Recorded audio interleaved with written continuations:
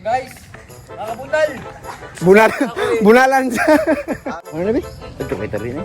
Hindi. Ano ni tari ni mga bunal, nakabuno na ni. Kausa. May piso, may piso. May piso. Sige. Yan na piso.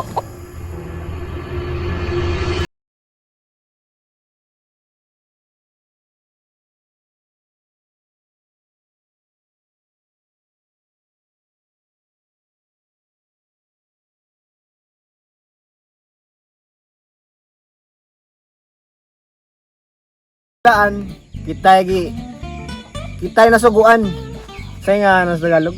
Utusan. Ha? Nautusan. Hindi. Lain. Kita na unsa man? Utusan. Tusan? Nabit na ka ng gibinlan. Basta kita nasuguan nga magpasok manok sa mga manok ni Papa Dad School. Kay Tasas Lasang.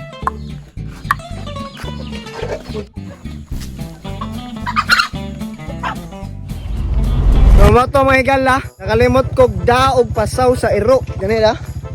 Iro og iring. Koy, nakalimot ta gyud. Nya kay nagplano mi karon nga mamana, paliko na unyang gabi kun sa may makauli.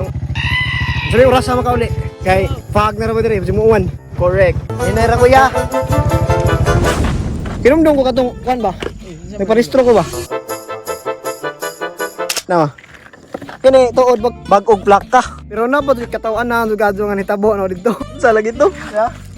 Bago na yung restro mga gala. Ang hitabo ani ingon ang windowan niya.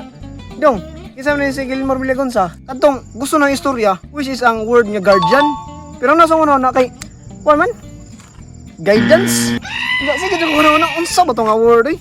Mo to nga pila ka minuto nga nasta ko ingon na lang kumigo nga. Okay. Nang aho matong tatay sir.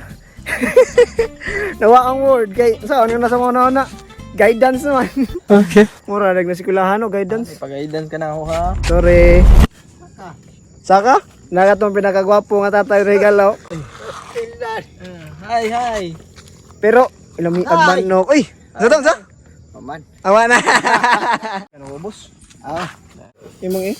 Ay ko si pato.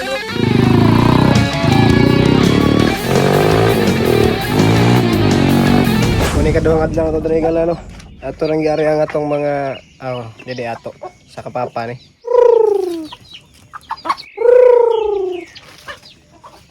Dapat iro ug iring.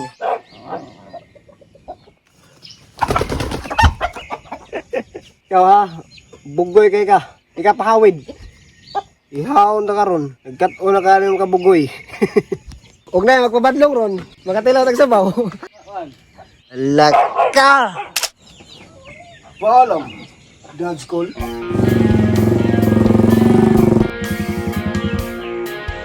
Goodbye! Ako mong giawhag ang tanan. Aron sa akong pagmamaalam. Goodbye, mga manok. Maihaw ta karon ikaw. Wa kay babay. Sabaw. Ingatan niyo ang inyong mga sarili.